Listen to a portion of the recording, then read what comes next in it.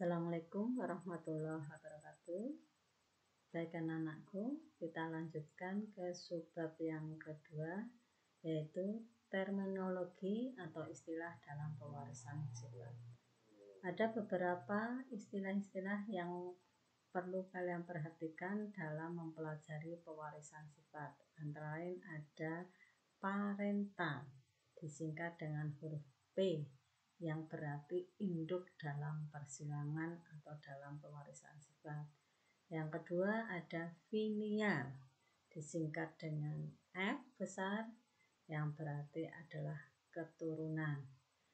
F1 berarti menunjukkan keturunan pertama, F2 keturunan kedua, F3 keturunan ketiga, dan seterusnya. Istilah ketiga ada fenotip. Fenotip adalah karakter atau sifat yang dapat kita amati atau yang tampak dari luar. Misalnya berupa bentuk tubuh, ukuran tubuh, warna tubuh, dan lain sebagainya. Semua sifat yang tampak dari luar ini disebut dengan sifat fenotip. Kemudian ada genotip, yaitu susunan genetik atau gen-gen pada suatu makhluk hidup yang tidak dapat diamati, atau yang tidak tampak dari luar. Biasanya berupa susunan huruf-huruf. Susunan huruf-huruf ini menunjukkan adalah susunan gen-gen dalam kromosom pada tubuh makhluk hidup tersebut. Misalnya dilambangkan dengan M besar, M besar, M besar, M kecil. Nah, ini ada sepasang huruf, sepasang gen. Ini menunjukkan adalah genotip yang membawa satu sifat beda. Jadi setiap satu sifat beda dilambangkan dengan sepasang huruf. Kemudian di sini ada contoh M besar, B besar, B besar. Berarti ada dua sifat, dua pasang. Berarti menunjukkan bahwa genotip tersebut adalah membawa dua sifat beda. Kita lanjut, ada istilah gen dominan, yaitu gen yang membawa sifat yang dapat mengalahkan atau menguasai sifat yang dibawa oleh gen lainnya, atau sifat yang menang disebut gen dominan. Dilambangkan dengan huruf besar atau huruf kapital. Misalnya M besar, M besar, M besar, M besar, B besar, B besar. Ini menunjukkan gen yang dominan. Kemudian ada gen resesif, gen yang sifatnya dikalahkan atau ditutupi oleh gen lainnya. Dilambangkan dengan huruf kecil. Misalnya M kecil, M kecil, M kecil, M kecil, B kecil, B kecil. Ini untuk satu sifat beda, ini dua sifat beda. Yang ketujuh ada gen intermediate, yaitu gen yang membawa sifat antara atau sifat perpaduan. Dilambangkan dengan huruf kapital atau besar dan huruf kecil bersama-sama.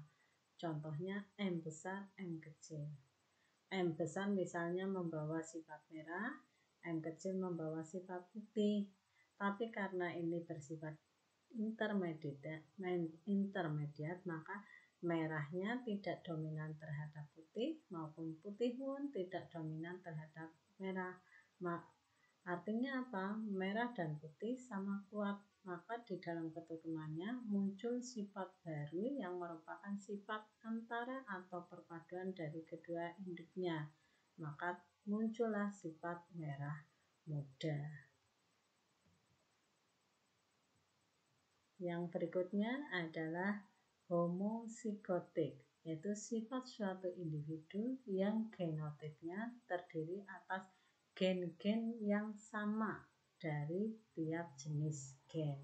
Misalnya R besar, R besar, R kecil, R kecil. Jadi R besar ketemu dengan R besar, berarti ini sama, maka disebut homozigotik.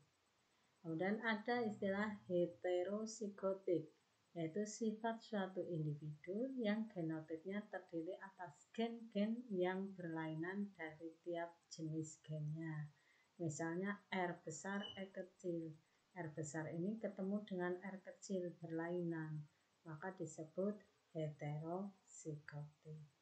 Yang ke-10 ada alel, yaitu anggota dari sepasang gen. Misalnya gen M besar adalah gen yang menunjukkan warna merah, warna bunga merah. M kecil gen yang menunjukkan warna bunga putih. T besar untuk tanaman tinggi, gen untuk tanaman tinggi, dan T kecil gen untuk tanaman rendah. Penulisan alel berarti M besar yaitu pasangan gen yang membawa sifat merah. Kalau yang membawa sifat putih berarti M kecil. Ya. Berikutnya subpokok bahasan yang ketiga adalah variasi-variasi baik dominan maupun resesif yang dapat diturunkan oleh manusia. Banyak sekali, antara lain ada misalnya sifat atau variasi dari pipi. Ada yang berlangsung pipit, ada yang tidak. Warna kulitnya ada yang berpigmen gelap atau negro, ada yang tidak berpigmen, misalnya albino.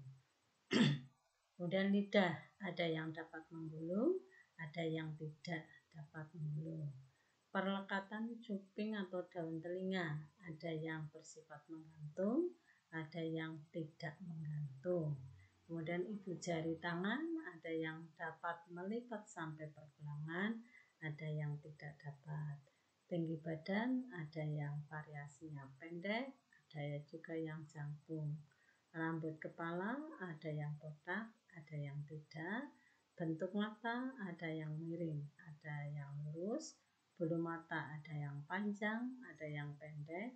Hidung ada yang besar ataupun ada yang kecil. Rahang ada yang persegi dan tidak persegi. Ini adalah beberapa variasi baik yang dominan maupun resesif yang terdapat pada manusia dan nanti akan diturunkan kepada keturunannya. Itu saja materi pada kali ini. Ibu akhiri. Assalamualaikum warahmatullahi wabarakatuh.